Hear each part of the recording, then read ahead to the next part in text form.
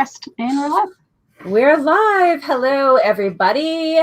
Welcome to another Word Nerds chat. This time we are doing revisions tonight. So we're going to talk a little bit about revisions. My first question for everybody is, what is your process like? I know that we, not recently, but a while ago, we had this chat about revisions with a similar question. So I wanted to add on, what is your revisions process like, and has it changed since the last time you talked about it, essentially, or in the last year or so? And if so, why? So maybe we'll start with Emma. Oh, goodness. I don't have that much of a process, partly because I haven't revised that much. Typically my process is like revise it once and then get overwhelmed and give up and decide to write something new. So that hasn't really changed. I am like about to revise something for the second time, and it's really more of a rewrite. So it'll be interesting to see how that goes, because I've never done like a total rewrite of something. But yeah, for me, it's like kind of pretty standard. Like I read through the whole draft, make notes about like maybe plot lines that need to change, or more specific things that I want to change. And then I just go from like start to finish of the book, making the changes that I want to make. So you go through, do you go through like everything, like plots, pacing, etc., all in one? Yeah, I mean, I do like, I try to like focus on like big picture things first, and then like go a little bit narrower later. Right. But yeah, I do kind of try to do kind of a mix of different things. Overall pass. Yeah. What about you, Kelly? It's a little chaotic for sure. I generally try to get it down to as few passes as possible, because I know each progressive time that I read the book, my eyes are glazing over more and more. So my first one is always like, without even reading from the beginning, of like, I always finish a draft and I already know some things I want to change. So while they're top of mind, I just do them. Then if I take a break after that, I'll actually do the read through and kind of assess from there, depending on the book. And Kyra. So I think, so Erin told us she was going to ask this question, and I laughed because I'm like Em, I don't feel like I have a process. And it's not because I haven't done a ton of revising. I've revised many things and I still don't have a process. I think for me, it depends a lot on the book. So I was kind of thinking of like the most recent sets of revisions I've done, and I'm revising something right now that has been like this, sprawling sci-fi that is, I'm, basically rewriting it for the third time, and it's just been like killing me for 2 years off and on. But the thing I revised like before that was like a YA contemporary that certainly wasn't perfect after the first draft. It was still definitely a first draft, but it just like the plot came together so much more easily. So it was kind of like I, wrote it and had some things like Kelly was saying that I already knew I wanted to work on. So I went through and kind of, did some of those changes, and then went through and did like one more read through where I kind of polished up the voice and sent it off to beta readers. And then after that feedback, made some additional changes and then felt pretty good about it. So I think it also for me depends a lot on the book, but I think trying to break it into rounds where it's like, okay, this time I'm focusing on like structure, this time I'm focusing on voice, I guess is maybe my main strategy. Yeah, I'm like you. I'm very much like, it depends on the book, and also depends like, because usually by the end of the draft of a new project, I'll know if it's something that like just needs a little bit of like light revisions, or if it's going to need like a whole entire rework. So depending on that is how my process changed. And then like in the last 2 years, actually, my process has changed because of publishing and my agent, actually, which is weird. I didn't really anticipate that happening. But because like the publishing world is very much like, let's see a proposal for everything before we even like think about buying it. I've, been forced to write 50 pages of the project and a full-on synopsis, which is the bane of my existence, and a back of the book blurb. And so I kind of accidentally discovered a new way of editing, which is like writing the first 50 pages and then outlining everything. type of thing, and like revising both of those things before I dive into like the full edits. And I found that's really helped me so far, because I don't think I realized how much the whole entire story changes after going back and editing the first 15, being like, actually, I want this character to do this, or now that I know this character better, I think she would do this and not this. And so I actually had to go back and rewrite the outline that I'd first written entirely, because things had changed so much. But now I'm doing that before I write the whole thing instead of after I write the whole thing. So weirdly enough, forcing myself to write a proposal ahead of writing the whole manuscript has saved me a lot of revisions. Will I continue to do that? I don't know, because it is the type of thing where I'm like, I just want to write, like, I'm really excited about the story. I want to write the whole thing. So it's a matter of like, I know I should, but will I? Because I don't have that patience. But yeah, so that's what's changed. Yeah, it might be kind of interesting to talk about like, how does your drafting process affect your revisions process? So how does it change maybe if you like are a really solid outliner and spend a lot of prep time outlining versus if you're like me and you know like 3 things about the book and you start writing it, you know? And like underwriter versus overwriter, that's going to change your revisions a lot. I'm an underwriter. Yeah. It's definitely for me like a matter of like deciding what the draft is like what kind of shape it's in is going to shape how I go into it with revisions. Like the one, like a couple of NaNoWriMos ago, like I did just pantsed it and it was like, I don't know anything, I'm just gonna go ahead, and it was a hot mess, and I haven't even looked at it again because I'm like, I know it will take me ages to revise this because there's not even like a solid story there. Like I'm not a pantser and I need to never do that again. But if it's like, but I have something else that is still like a little bit of a mess and I'm like, I'm just putting it aside for a while. I will get back to it, but I know it's going to take an intense amount of revisions. In that case, I would go through, I would just read the whole thing in one go and write down all of the big picture edits. Because I know it's gonna be a huge mess. I'm gonna need to rewrite the whole thing. It's also interesting how you kind of talked about how like now you kind of like write like the first 50 pages and then kind of like figure out more of your outline and things like that. And something I've like thought about a lot over the last like couple years is how like I think the further you get into writing, like there's kind of those like some of the really standard basic writing advice, like as you get further in, it sometimes applies less. Like I think when you're starting out, it's very much like you need to outline your book, then you need to draft your book, then you need to revise your book, and you should never revise while you're writing. But you of course figure out like what works for you. And so for me, a lot of the revising I do is like in that first draft, like I'll write like 20 pages of it and then say, okay, this isn't like going in the right direction. And so I'll like rewrite those 20 pages and I'll like and work until I get that first little bit of it solid. And then, kind of like outline the rest of it. And so sometimes like I'll write a chunk and then go back and like fix that chunk so that I can move forward. And so, that does affect once you get to revisions at the end, because you've already done some of that work earlier. I think that's a really interesting thing that you pointed out. Like this is advice that's given to new writers all the time. When you're revising or when you're writing, don't stop and go back and revise. And I think like, it's like the whole know the rules so you can break them, but it's like know the rules, but know the reasoning behind that rule, which is you don't want to be that writer that just stays stuck in the same spot forever. Never finishes a book. Never finishes a book because you keep going back and revising as a way of stalling. But if that's the way you write, which is editing while you're drafting, and you can get through a whole book that way, then you go ahead and break those rules, right? Because that's your process. So it was really important for me in the beginning with the first few books I wrote to to not stop, because I was the person for years who would like start books and then like continue tweaking them forever and never like get past the first like 50 pages. So actually being able to finish something was really important for me, like knowing I could do it and understanding how to write a whole book. And once I solidly had learned that, then I was able to like write the way that works better for me.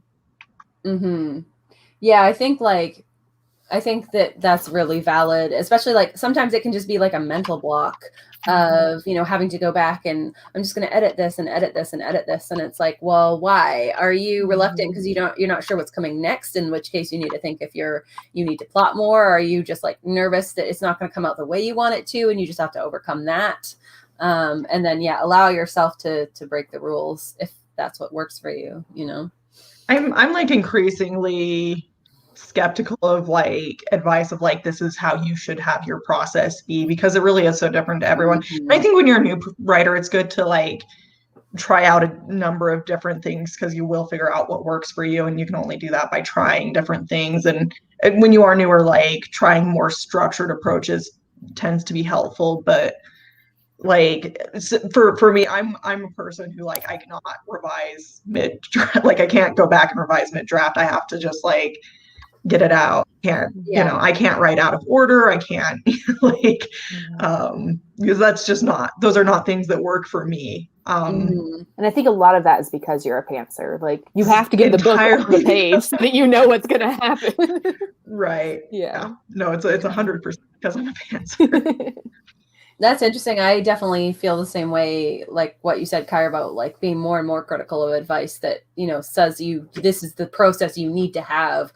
Like I've definitely been feeling that, like even looking at some of the, like there's some really good advice on like writing TikTok or whatever, but some of it is just like, so it's like, it's very much like, this is the fact. Prescriptive. This is, yeah. It's like, this is what you should be doing. And if you're not, you're doing it wrong. And I'm like, that's a really hard line to take. Like even Stephen King will be like, don't you dare do this, this, and this. And I'm like, not everybody is. I think it's mostly just a good way to make TikToks. If you say something definitively, you'll get someone in the comments being like, well, actually. Excuse me. Get more engagement that way. Yeah. Well, you know, and like writers have done that since the beginning of time. Like I said, Stephen King was like, oh, you're a hack if you plot or something. And I was like, okay, like, let's look at some of the endings of your book and where it's quite evident you didn't plot. Like, okay.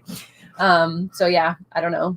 Like, find your own process that works for you and like ignore anyone that's like, this is the way you have to do it or you're not a real writer, because that's BS. Trying to think of like any way to do revisions that I would just think is nonsense. Of like, no, really just don't do it that way. Nothing's immediately coming to mind. I guess if line edits first, like I still think that's good advice. Like don't try to do line edits before you actually revise the book. I mean, if you're fine with potentially wasting your own time, then I guess like, you know, you can do the most nutty things and have it still be like, if it helps you work through this process and get to where you want to go, I guess. Like it's like the people that they draft their whole manuscript and they put that down and then they rewrite the whole thing. To me, that's insane. But if it works for you, Kyra over here.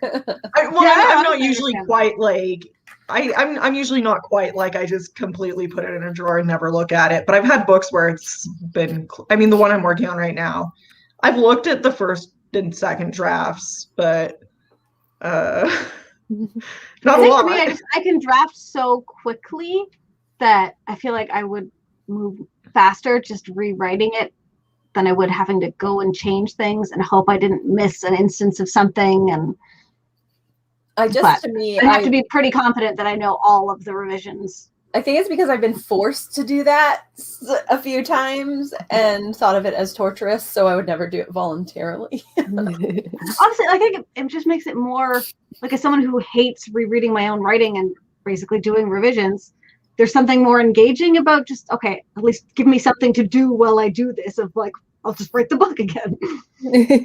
That's actually another good question. Do you love or hate revisions, or somewhere in between? Or are you one of those weird people that it's your favorite things? I think it's somewhere in between.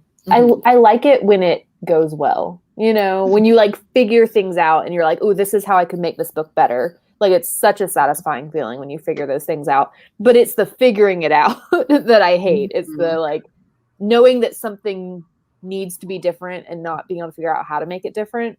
That's really frustrating. What about you, Kyra? I largely prefer drafting like to revising. I'm coming around on revising, and again, it kind of depends a lot on the book and how hard it is. I like being in a place where I'm familiar with my characters. I think that's for me the hardest part about first drafts. A lot of times is like I haven't quite figured out who these people are yet. I don't know. Like I'm, especially right now, this thing I'm revising is a beast and I hate it. So, but I've had revisions that are less like that, but I definitely lean more towards preferring drafting. Mm-hmm. And Kelly, you just said basically you don't like it very much. Yeah, I think especially coming from self-publishing, where just once you're finished a book, revisions is just what's standing between you and that book paying for itself. Mm-hmm. So it's really just like, I want to get through it. It's hard to enjoy the process. I'd rather just be done and move on to the next thing. So maybe next time I'll just, when I don't have anything specific, I'll just give myself a little more time. Yeah, I definitely have like a love-hate relationship with it, I think, because I know that it's almost every time it's overwhelming and I sit down and I'm like, I have no idea what I'm doing. It's time to panic. And then, but I also know that I have that's part of the process, is like the panic time. And when I realized that, it was kind of freeing, because I was like, oh, I always have a mental breakdown. I will just schedule it next time. Like, here's the mental breakdown. And then we start revisions. You can lie on the floor crying for a day and then you get into it. But yeah, it's definitely a process that is frustrating. And then, oh, it's starting to click. Oh, it's starting to look great. And then it becomes intensely satisfying. Yeah. And then, but every book is different. Like for Witches of Ash and Ruin, it, like the editor that I had, I think we like really clicked and we're on the same page with everything. So it felt like that clicking sensation through the whole thing, which was really cool and amazing. And then there's something like Witch City, which was the most excruciating process, where it was just like, it felt decades long.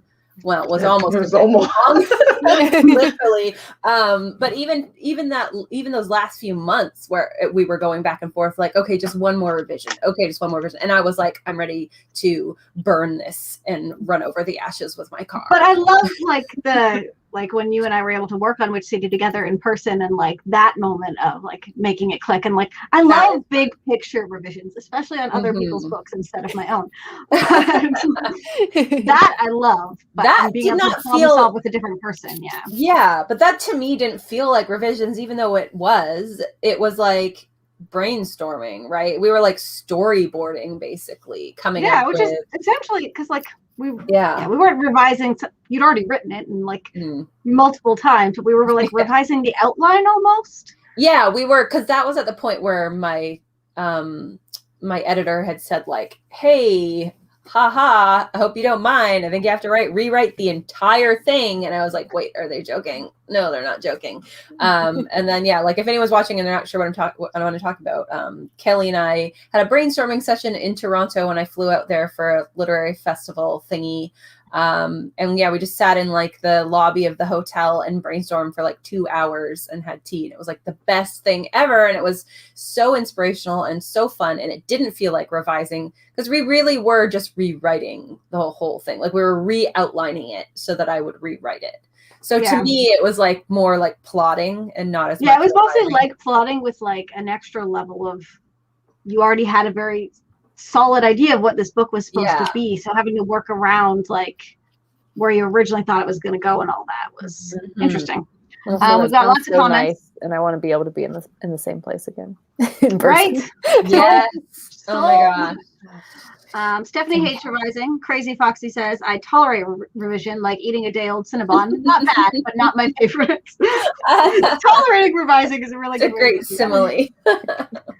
Stephanie says to me I like revising other people's writing, but I can't do my own. If I know what's going to happen in the book, I don't want to do it. I'm so there. It's like, I've read this. I've been here. I've done it.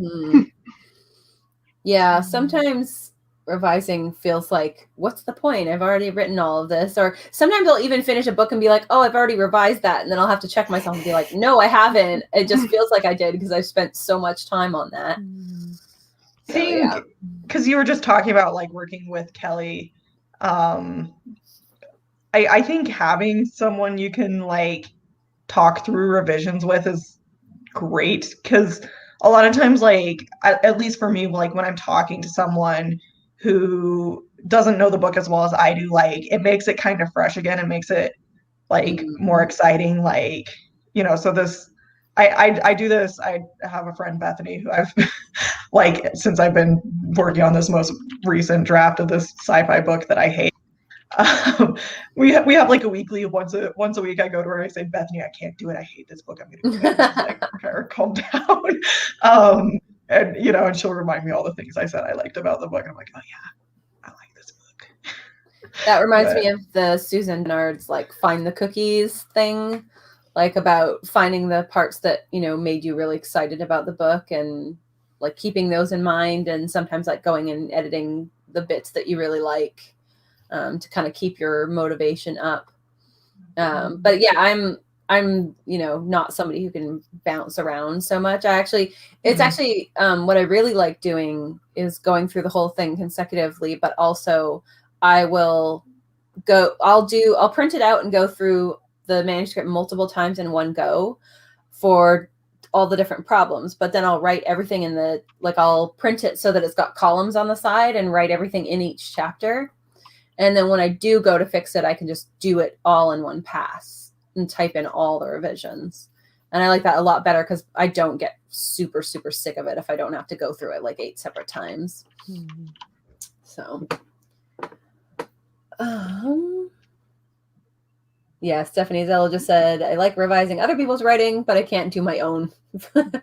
Yeah. Oh, yeah. That's the one we just said. Yeah, I definitely agree. It's easier to be objective about other people's writing and like what needs revising. And knowing you're not the one that has to do all the hard work. Yeah. Yes, that's true too. And you're also like not sick of it like you were when you wrote it, you know? Yeah, exactly. So speaking of that, do you guys put it in like a drawer for a little bit? Do you let it sit for a bit and then return to it, or do you just dive right back in?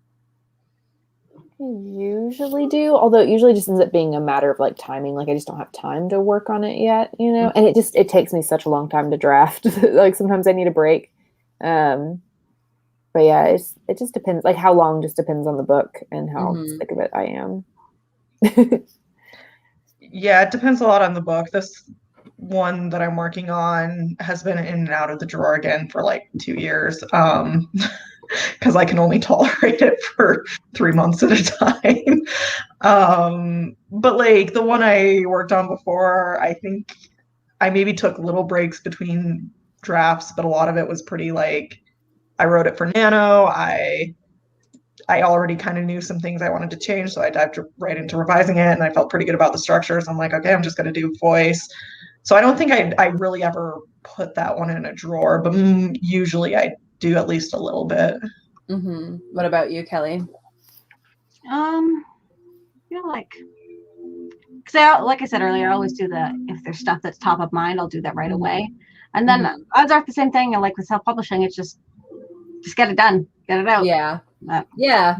It's interesting because I feel like that would affect your process. If you're a self-published author, you want to have it like, you know, all out in a row as fast as you can go, essentially.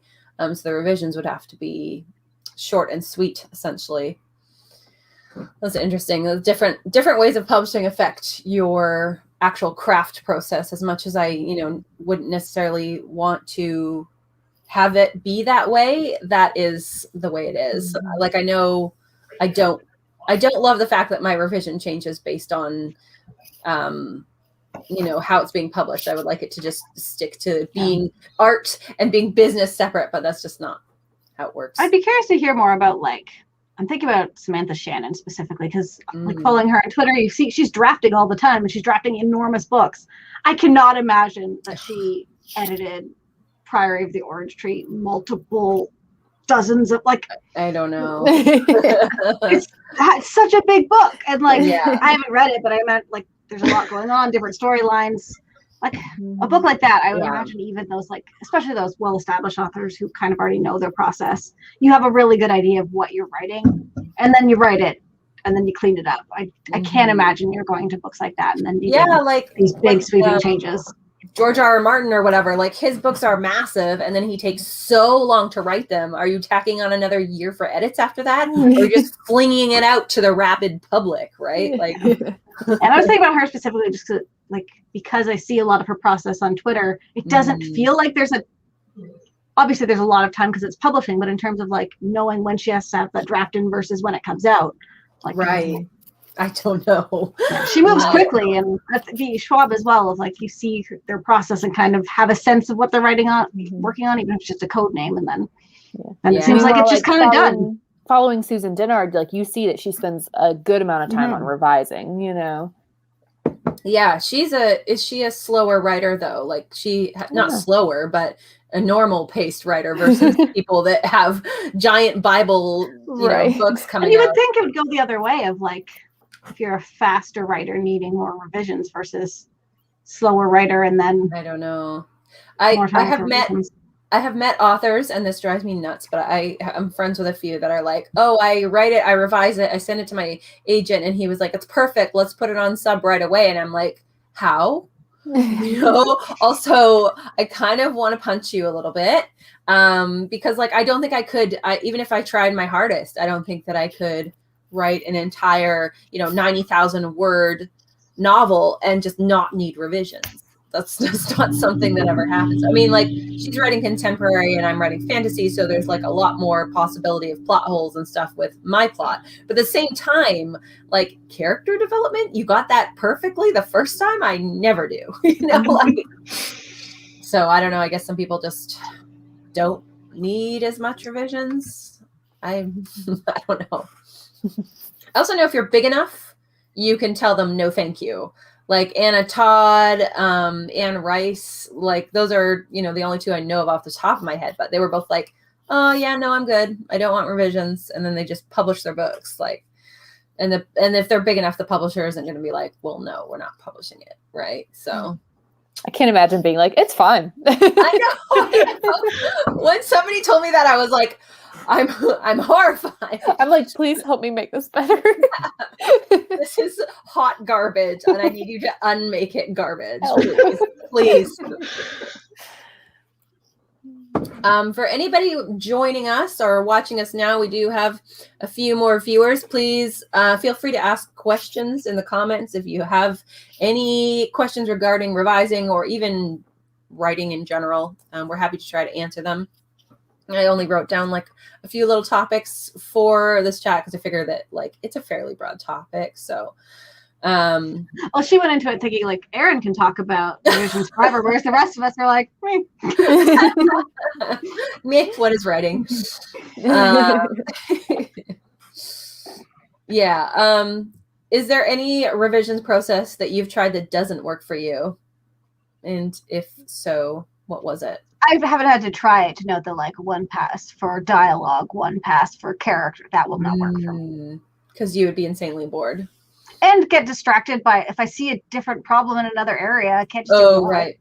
Mm-hmm. And part of the issue for me too with those, because I feel like I kind of have tried that in the past, but part of the issue is that for me at least, I feel like all those things affect each other. So like I can't just change the plot because that affects what the characters are doing. So I might as well make changes to the characters at the same time, Mm-hmm.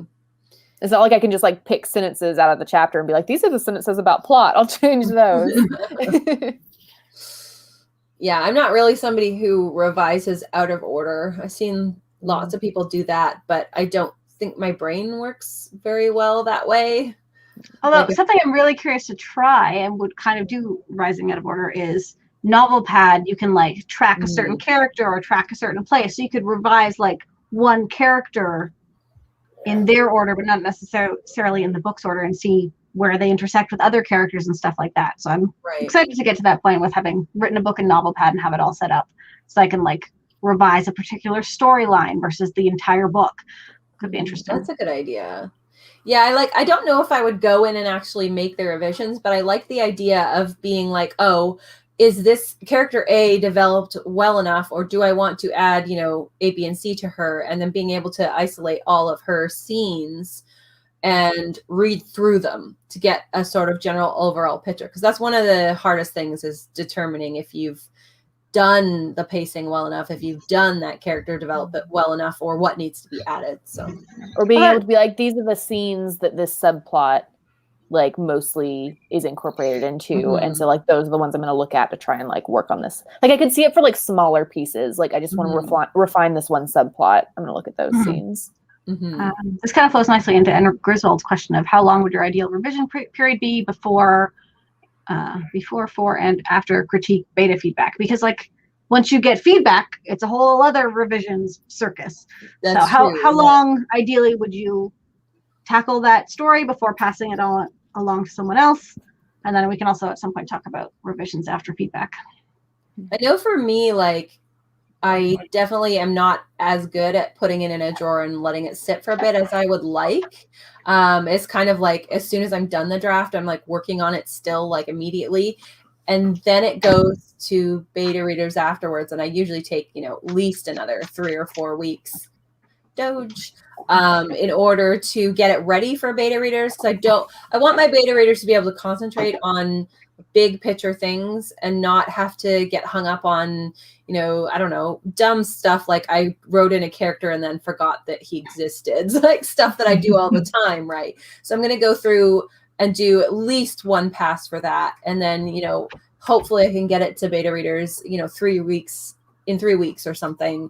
And then I feel like the sitting in the drawer time is when beta readers have it. And then I can go back and reread it with fresh eyes with their That's a good way of looking at it. Yeah. Kind of forced drawer time. Yes, exactly. Because otherwise I won't. I don't have the willpower. Yeah, I think I used to very much think of it as like, oh, you have to get it as good as you can get it before you give it to a beta reader. And now, I feel like my attitude about that has changed a lot. Also because like, I think you could end up wasting your own time if you're getting into like really nitty gritty details, doing like multiple rounds of revisions, and then you send it to beta readers and they're like, this overarching plot doesn't work. Yeah. And you're like, oh, now I have to go do big picture edits again, know? Especially So I think like 1 to 2 rounds before you send it to beta readers. Yeah. Especially if you're not sure. Like a lot of the time I'm not sure about something. I'll be like, I don't know if this character is developed enough. I don't know if I want to keep in this subplot or change it to this. And then I can send to my beta readers and be like, I'm on the fence about this. I don't know if that works. Please keep that in mind when you're reading. Instead of like tweaking it to how I think it might work, And I think my process is also very different now.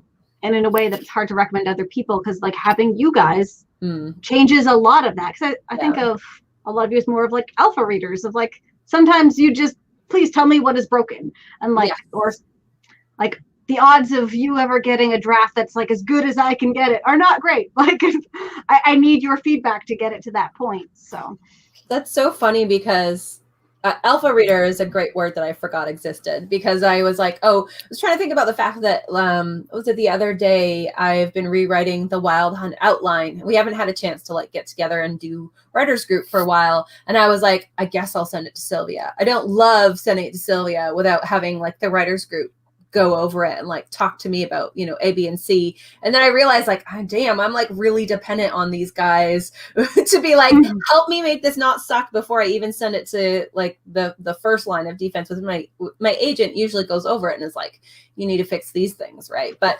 having somebody actually go through ideas as they come up is so valuable because the first idea is almost never as good as it could be.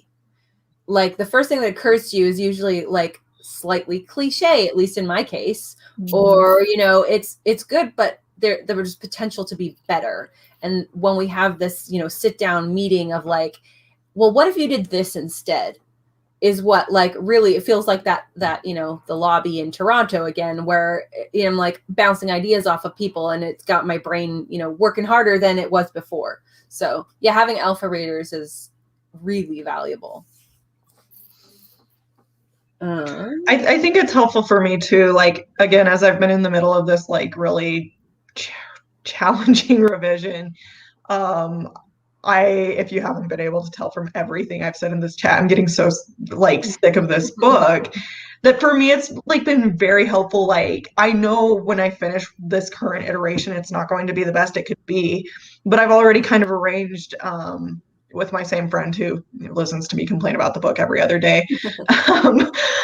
She said like, hey, finish this, iteration of it and then send it to me. And so for me having that, like the idea of just like, I just have to get through this round of revisions and then I can like not think about it for a while she looks at it is much less overwhelming than like, I have to get this to where and be like query ready or, like ready to send out into the real world. It's just so much less intimidating to be like, okay, I'm going to do this much and then I'm going to like let someone else deal with it for a little bit.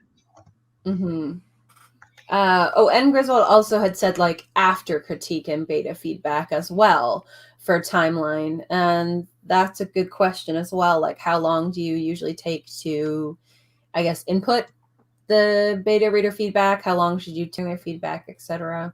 I feel like that part tends to go faster because it's very like having someone else tell you what needs to be done is really helpful. Like, yeah, versus being the one that has to assign the homework and do the homework. So actually having someone be like, just try this. And like usually as I'm doing it, I'll know what works. And like it's easy to read a comment and just know it doesn't work with your story, and that's fine. But for whatever comments I agree with or any big changes that I know I need to make, it's usually twice as fast as on my own.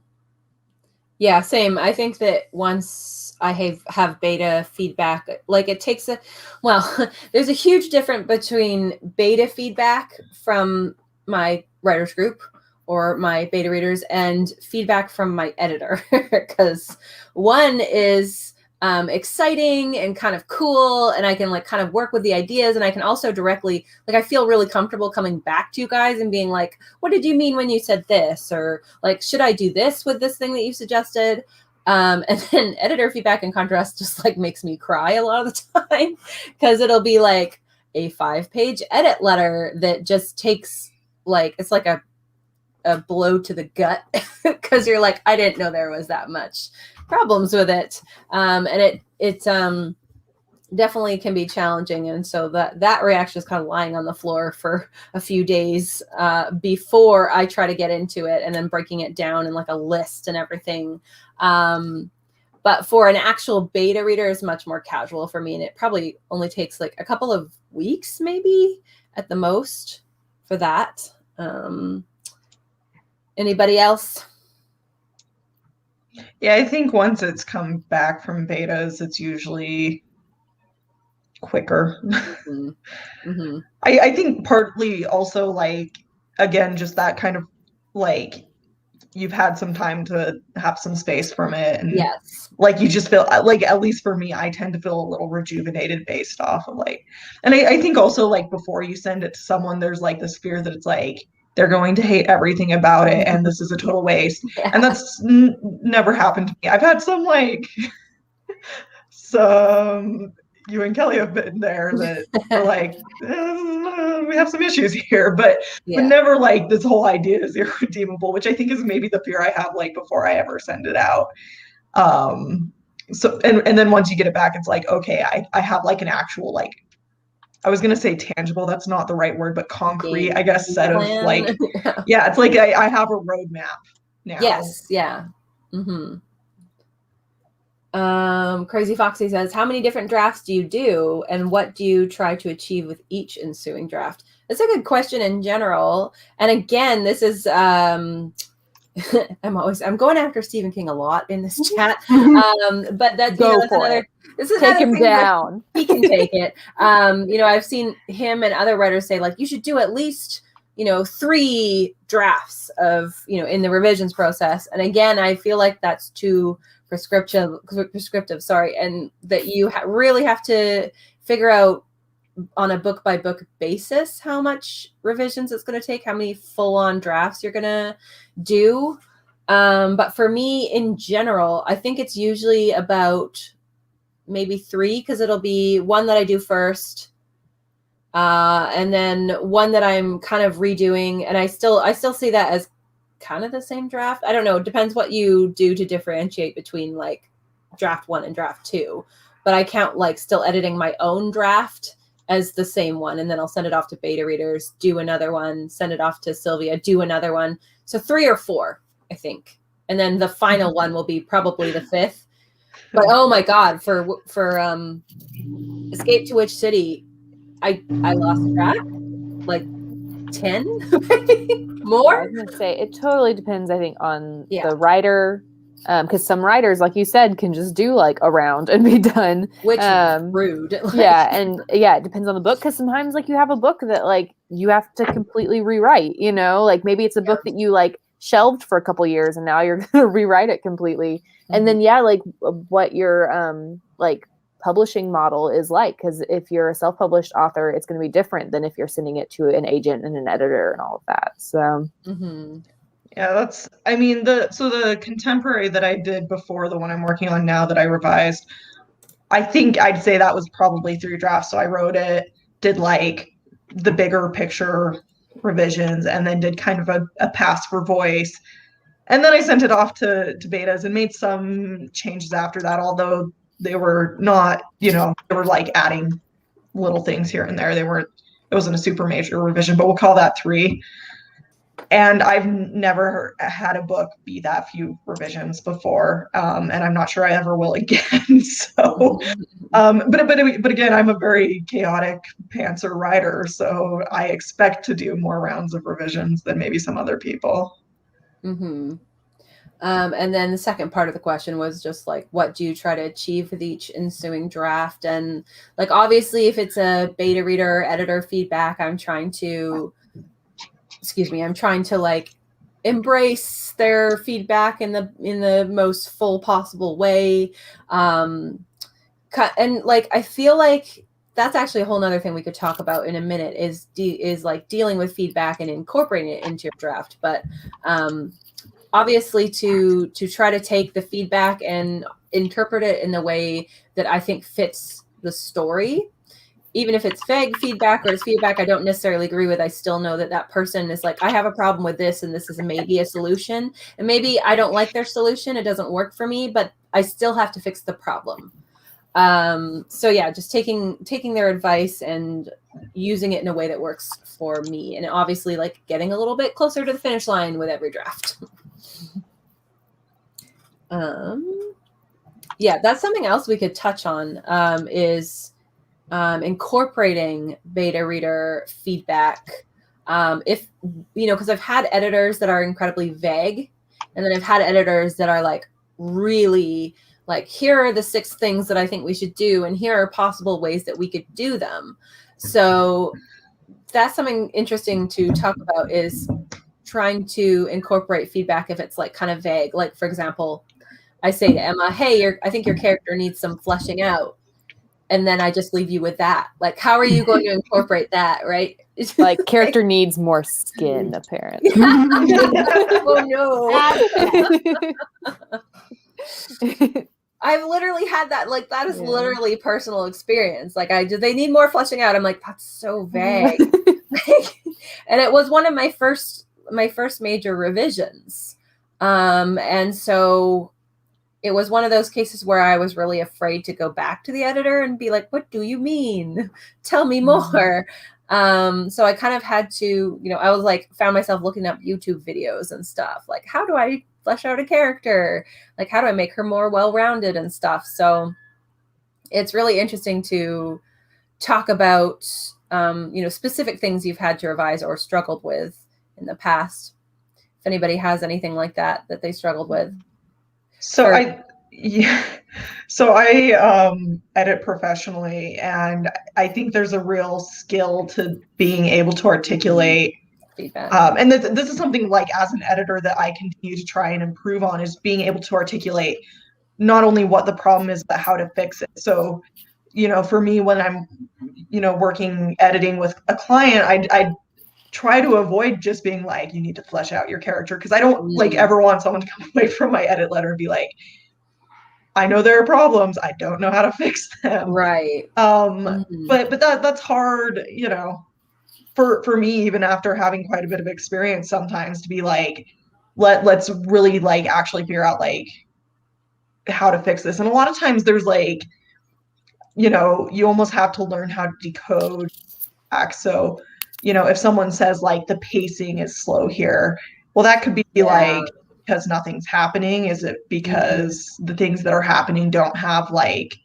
significant, like they're just not important things.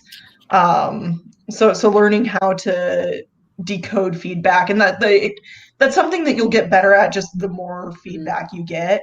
It's also nice if you've had the advantage of having like the same critique partners for a while. Like, I understand Kelly and Erin better than people I haven't worked with as much, just because we've given each other feedback quite a bit. I think being able to look for patterns too, whether it's like between readers, and figuring out like, they both said things about like the character's motivation or whatever, you know, like maybe they're pointing out different problems, but realizing that the root is the same. Right. Or even within one person's feedback, like saying, okay, like multiple times during the book, they were confused about like why the character was doing something. Like I need to work on the motivations. So being able to kind of interpret that. And I think a big part of that sometimes is being able to like take a step back from it for a minute. Like I think it can be really helpful to read through someone's feedback and then like maybe like take a couple days to like process it and to like start making your own notes. Because it can be tempting to just like read someone's notes on it and be like, these are the things I have to change. But kind of like letting it filter through and processing it in your own way and figuring out what you want to do. Yeah, it's funny that what you said about, Kyra said in particular, about you will get better at learning to take that vague feedback and interpret it and apply it to your own manuscript. And like, I think that's something I didn't think about at first, but that's a huge part of revising, is learning how to revise, and not only just learning how to, you know, apply that vague feedback and figuring out the root cause of the issue in your story, but like learning to revise in general is a huge part of writing. And I don't think a lot of people realize that not only do you have to learn to write, you know, the craft of writing and the craft of storytelling, there is also a skill and a craft to revising. And it's a huge project. I think people can really often feel really down on themselves, be like, oh, my book isn't good enough. And it's like, well, a huge part of writing a book is rewriting that book, which authors talk about that all the time. But yeah, learning to, I remember not being able to interpret first when agents would give me feedback like, oh, the voice is too uneven. And then I would sit there and be like, how do I edit that? Like, without really knowing, like, you can't really, like, I couldn't really. It was just a case of like, I needed to write a new book because I hate working on voice. It's terrible. as an author, but especially as an editor, my least favorite thing to work on. I almost feel like if I'm giving that advice to someone, I don't want to say this like with authority, because it's not always the case, but a lot of the time it's like, try a new book, write something new, because your voice is still developing. Like, at least for me, that was the case for me. My voice was uneven because I was still kind of like that magpie stealing shiny bits from places. Like I was still stealing, you know, J.K. Rowling's voice and, you know, the other YA fantasy author I liked. And it was all like you know, a nest of shiny objects that weren't really coherent together. It was just everybody else's scraps of their writing. Right. And so I didn't know that. I didn't know how to interpret that. But now when I look back, I'm like, it just means I wasn't ready. Book. Yeah. Exactly. We do have a question from Lori who says, do you find that the more detailed your outline is, the fewer revisions you need to do? For me, yes. Yeah. Kyra will be different. You say that like I've ever written a detailed outline. I don't know. Like this thing I'm revising right now have an outline by virtue of the fact that I've already written 2 full drafts. So there's like some structure to it. And when I started this draft was like, okay, I'm going to make like a list of chapters, and what happens, I haven't even followed it. I mean, I followed it a little bit, but I keep adding chapters and moving stuff. So never ask me questions about outlines. I don't have answers. Yes, but like I can't write, like I outline, but I can't write a detailed outline before I've written the book. I usually like after writing some of it. And so like I have like a fairly general outline beforehand. After writing some of it, I can do a more detailed outline. But I still have to make a more detailed one after the first draft. If that makes sense. So. I'm actually the same way. And this is something I've kind of learned as I went along. I didn't really realize I was doing this until, you know, the last couple of stories, but I'm the same way. I'll write a, you know, more detailed probably than I should outline, just so that I am getting to know all the characters. I'm getting to know the location and the setting. And then I will usually, what happens is I'll end up writing about half of it or something. And as I'm writing, things change. because while I am an outliner, I'm not a pantser. I can't function that way. I'm also not someone who wants to be so rigid to that outline I've already written that I don't like seize opportunities as they come. Like if I get a really cool idea, I want to chase that. If a character turns out to be different than what I've planned them to be, and that is almost always the case, I want to be true to that, like what's unfolding. So essentially, I'll get 3 or 4 chapters in, or even, like I said, halfway through the book, and then I'll have to scrap the old outline and write a totally new one. And that's actually like what I said earlier about writing the first 50 pages has been helpful for me. I probably will still have to rewrite the outline when I, push forward in the next few weeks, but I think it will have to be less. Like I'll still be able to keep a lot of that outline more than usually.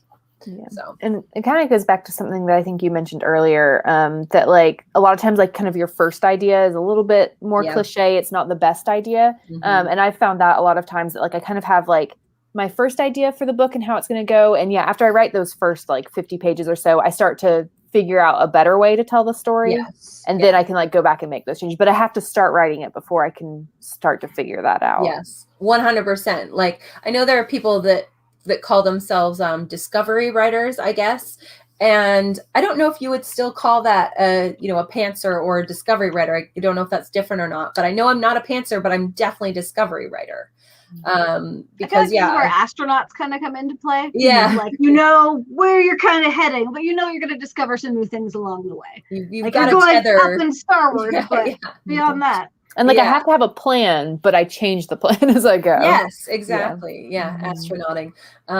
Because I have in the past stuck to an outline like really hard, and then actually had feedback from multiple agents being like, this is too structured, like it feels like too automatic, contrived, or you're like pushing the characters around. Like characters are being forced into a certain, to act a certain way or to do a certain thing because, well, this is the outline. I can't stray from the outline. But if I've changed the character, if they've become a different person halfway through and they're still doing the same stuff I planned for them to do, it becomes out of character, right? So. Oh yeah, Crazy Foxy says, Neil Gaiman says 90% of the critique you get about having a problem is correct, but 90% of the recommendations to fix it is wrong. 100%. Yeah. Like that. I was trying to think of that quote. I just didn't realize it, but. Yeah, I strongly agree with that for the most part. Like definitely if I have a case of like in the past when I didn't really have the alpha readers and I just had beta readers and I would send the manuscript to people that I knew them, but not super well.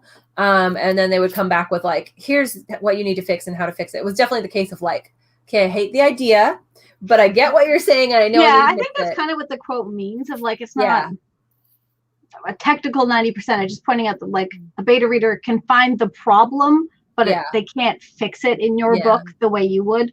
Mm-hmm. Like even if their suggestion isn't wrong, it's not yours. It's not yours. Yeah. And I think the more you find other writers that you trust, like the better your percentage gets. Yeah, exactly. And like I said, the alpha readers, when you're in the process of writing it, and I come to my alpha readers and be like, this is my idea. And they're like, well, you've already said that you're going to do this plot. So your idea is kind of a problem. What if you do this instead? And you're developing it. You're bouncing ideas off each other. You're workshopping it instead of just being like, no, you need to do this instead. So it still is your idea, but yeah. Honestly, I think through all of this, the biggest takeaway is finding alpha readers. Yeah. Of people that know your writing, who you can trust, who will stop you from like spending a lot of time. I feel like the biggest thing that we have all done for each other is like when one of us gets obsessed with a book and then comes up with an idea for what they're going to write next. Like, oh, you're writing the Raven Boys? Like, and then and very kindly, so how can we make this more different from the Raven Boys? But like, and not specifically that book, but we've all done it a bunch of times of like, oh, I'm 100%. So excited about this. I want to write this. And then you have the people who love you and who you can trust when they say, well, and then so it saves you a lot of time.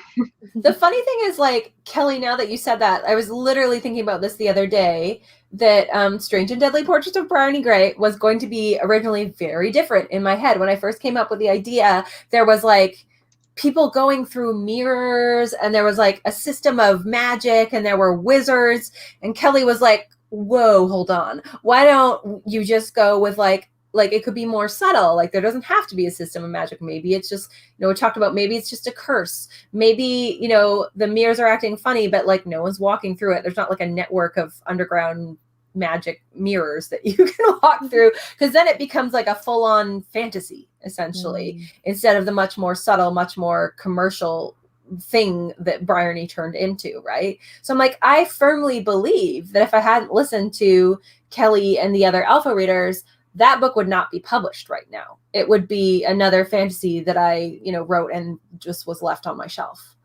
And it became much more commercial and much more upmarket fiction, because Kelly being like, whoa, like, hold your horses, Rein it in. the brakes. yeah, like, yeah. So Love I the passion. Let's just rein it in a little bit. Yeah, and it's Kelly has such a great, like, Kelly's so good at that, like, yes, rein it in, but like not in a way yeah. that's like mean. It's very nice, but it's just like, okay, come back over here. That's the trickiest part about beta readers, alpha readers, all of it, of like not wanting to hurt people's feelings when you're giving feedback, or knowing something maybe isn't ready and not wanting to say, well, just scrap this book. Of like, that balance is so difficult. So finding people who you can trust and who know your writing goes a long way. And someone who will actually, like, that will suck if someone comes to me, and inevitably it will happen, because I'm going to write a dud at some point, like the whole book. I actually have before. I still have it on my desktop. But, you know, inevitably that'll happen later on too. I'm sure that someone will say like, hey, this maybe isn't working. Just like go to the next idea. That will suck.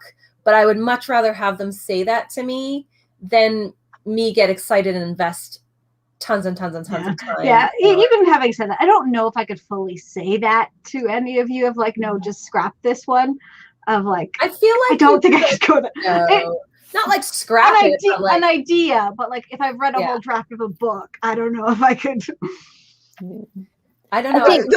I have one project that the closest you have ever come. I was gonna say that is what I've been thinking about, because like there's one that Kyra has the best idea, and the last draft, it wasn't it, but it's the best idea, and it's not even that the draft wasn't good, it's just that idea is going to be incredible when she figures out what she's going to do with it. So yeah, and it was very much like an idea that was too big for me to write at the, probably still now, but especially at the time, because I mean this has been 4 or 5 years ago probably. But I think it also gets a little bit easier to say something about it when you start to notice that they're spending too much time on something. And you're like, okay, is this, like, should you work on something else? Where like if they've just written like a draft or two and you read it and you're like, not too sure about this, sometimes it's almost easier to just like wait for them to figure that out on their own. Yeah. And, you know, because I know I read a book for Megan really early on that I was like, but I just like gave her some feedback, you know, and she like very soon after that was like, you know what, I'm going to shelve this. Yeah. So I think sometimes you can do it in those early stages without being like, shelve this.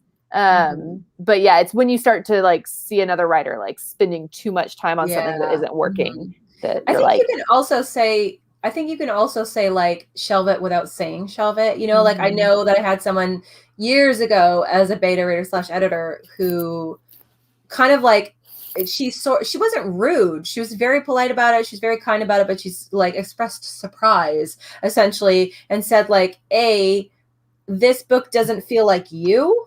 Like it's not your usual work. It's not your usual subject. You know, it's more paranormal than fantasy. I was surprised. And then like very gently said, like, I think if you really determined to, you could do something with it and turn it into something amazing.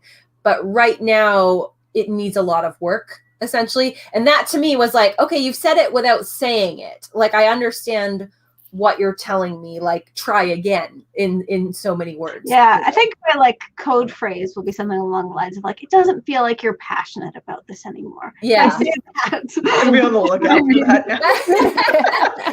I'm gonna say someone else who isn't here right now, and the three of you are gonna be like, oh.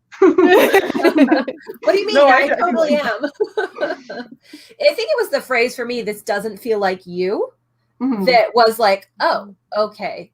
To, you know, and because she had been very enthusiastic about my past work, and for her to be like, I was like, okay, she's being really nice about it, but she's saying, I hated this, you know, like, and she was right. Like, I look back on it like a year later and was like, this sucks. Like, I don't know well, there's been a few. And when you gain that distance, two full length, almost 100,000 word novels that I'm now able to look back on and be like, yeah, this sucked. I don't know what crack I was smoking. Right. Well, that project that I shelved that just wasn't ready to be written and maybe never will be. I know Kelly still wants Kelly wants this someday, but I'm less certain. But it definitely was not like a fun experience at the time because I like had invested a decent amount of time in it at that point. But I'm glad that I didn't invest more time in it because I just was still not going to be ready to write that book. I had to write other books and learn how to be a chaos writer and, you know, all the other stuff that I'm still learning how to do. And to be fair, I think Kelly did say something like this doesn't sound like you. Yeah, this doesn't sound like you. But to be fair, like at that point, I'm like, you know what? I don't like this book anymore anyway. It's just been so draining that I was like, I'm not passionate about it anymore. Had you been querying it too? No, that one never. Because I think sometimes that can make it easier too. Kelly and Aaron and Megan and no one else. Because I think that can make it easier too. Sometimes if the writer is trying to traditionally publish, if you like see that they've been like doing multiple rounds of querying, it's easy to be like, maybe you need to put a pause on this and work on something else. You know. Yeah, I know that like same as Kyra. I know that if I like when I look back on the books that ended up being a flop, it was a process that was difficult and not fun. And it's not that other books aren't difficult and not fun at times, but when I look back and I realize the whole book felt hard, the whole book felt like pulling teeth. There wasn't any of the Susan Dennard talks about like cookies, like the good parts, the parts you're really excited about. Like initially I was excited about them. And then as I was writing it, they fell flat. There was nothing that I was really excited about. Even thinking about diving back into revisions, I was like, ugh, I don't want to do this. And I think maybe subconsciously as an author, if you do think this long enough, you will pick up on the books that are duds essentially and know that you should leave them alone afterwards. But, you know, we could have a whole separate chat about being a beta or an alpha reader and being like, how do you break this to someone if they don't realize it? Because that's incredibly difficult. I think mostly you don't, honestly. Yeah. Because I don't think there's necessarily such thing as a dud. Like people came into this chat with revisions and like if you're frustrated, I do think you can fix any project. Definitely. It's just a time cost calculation of like, is this worth it to me? Am I going to hate it in the end? So like there's it's not up to anyone else to decide when you give up on a book and if it's unsalvageable. Like that's all you. If there's something you're passionate about and you have ideas to take in different directions, absolutely do it. Like that's totally on you. Yeah, sorry. It is hard to find that balance between like, yes, I need the discipline to stick through like the unpleasant parts versus like, I've lost all passion for this project. It just needs to be done. This is actually, we're segueing nicely into Anne Griswold's question here. What question do you ask yourself when you're trying to decide if you should move on from a manuscript? It's a great question. Usually it's because of feedback. I don't necessarily, even if I end up looking at a story and being like, ugh, I don't want to get into this. Like sometimes that's kind of my first red flag actually, because usually by the time I'm done a draft, and I'm thinking about sending it out to beta readers, I'm still excited about the story. And if I'm not, then it'll be my first red flag. But usually the cincher for me is when feedback comes in and it's like different than usual. Like my beta readers are like, not sure. Like, I've only ever had this experience twice, but it was the same thing both times where the beta reader was like, not sure about this one. In not that many words, but, in a polite way. I think it's more, going with your gut and then relying on feedback from other people. I think for me, like out of the books I've written, I wouldn't say any of them are ones that are just like total duds. I'd never go back to the idea. There's one I probably wouldn't just because it's kind of one of those ones where it's like, it's not really me. I wrote it because I was like obsessed with another book, you know. But the other ones, I feel like a lot of the reason I kind of like shelved them, it was always kind of I might come back to this, but right now I can't figure out what I need to do with it. And I can usually tell when I'm just like so indecisive about like what direction I want to take it in. Like I know I want to like change things, but I can't decide what I want to change. And just being like, right now I can't figure this book out. I'm going to put it aside and wait until and that's the book I'm working on right now. Like I put it aside for a few years. And just in like the last year, I've like suddenly kind of realized what wasn't working about it, and like that I want it to be an adult book, not a young adult book. And that I didn't have like quite the right tone that I initially wanted. And kind of figuring those things out. Like I needed that time and distance before I figured out what it was I wanted out of it. Something that's been helping me is having like I kind of like to have projects in multiple stages, because then I can kind of bounce. Like if I just am stuck, like I have been multiple times with this stupid sci-fi. I've been working on it for 2 years, but it's very much been like, okay, I am just like to a point now where I'm kind of hitting a wall. I'm still like interested in the project. I'm still, you know, excited about aspects of it, but I just like need to like give my brain a break to think about it. And going and working on like these contemporaries, they're very different. Like they just use a different part of my brain. They're completely different genres. They're completely different tones. And for me, that's been a good way to kind of like pace out moving forward, so that it's like it's not shelved, but it's simmering. It's on the back burner for, you know, a few months, and then I'll come back to it when, you know, when I've worked through whatever it is I'm stuck on. Kind of a different thought, and maybe we're past an hour, so wrapping up shortly, that Megan would have said if she was here, and not specifically on this, but the general like knowing when to be done with a round of revisions of like, are you making it, is it different or is it, are you making it better or just different? Yeah, I say that a lot too. So, and that's I think the best way of knowing, just kind of, and what Emma said about like, I know I need to change it, but not how I need to change it, kind of in line with that of just at some point you're changing it just because you feel like you're supposed to be. So different or better. That's kind of the way to know. I will say as a final note, because I don't want to be the Debbie Downer, but like no book is unsalvageable. Like I know that it can seem like that for sure. And like sometimes I come off as discouraging because I'm like, oh, you know, maybe this means you need to put it in a drawer. But yeah, there if you love an idea, or if you love a character, or you love a plot, but you just didn't pull it off the way that you pictured or the way you wanted, or you think it just like needs a lot more revisions, I don't think there is such thing as a book that is unsalvageable. Like with Escape to Witch City, like, you know, I rewrote that entire thing from scratch like 3 full times. So, you know, it took me 7 years.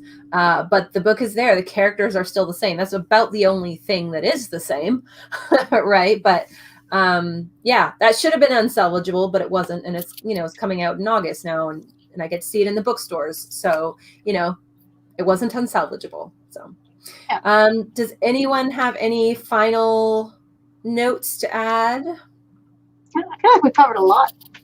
Yeah. We could do, have we done a chat about being a beta reader or an alpha reader before? I think so. Before, yeah. It's been a while. Yeah, it's been a while, and it's a lot to cover, so we could always do that at some point as well. If people are interested, or we could do a drafting chat if people are interested in. Well, let us know in the comments. A drafting chat would be so interesting with all the different processes you got going on. Exactly. So I don't know. Let us know if you would rather have a beta reader chat or a drafting chat. Because we can only do one. We're here every Sunday, but we'll only do one. Cheeky. Okay, so thank you for coming, and we will see you. Oh, we want a beta reader drafting. Okay. We'll do both. It's just which one we do. Yes, we are here almost every Sunday. Yes. Our hiatus is coming up the end of this month, but every Sunday we have a live chat. just since we've got some new faces around here, where we talk about something writing related. At the end of every month, we do either a book club, a movie night, or a game night. And then otherwise, we're talking about books and writing and all of those fun things. We also have videos on Tuesdays and Thursdays. 7:30 Eastern Standard Time next Sunday. Do we know what the chat is or no? Writing friendships. Right. Yes. Writing I was gonna say families, so I'm glad you jumped in first. Perfect. Thank you. All right. So we'll see you then. Thank you, everybody. Bye. Bye.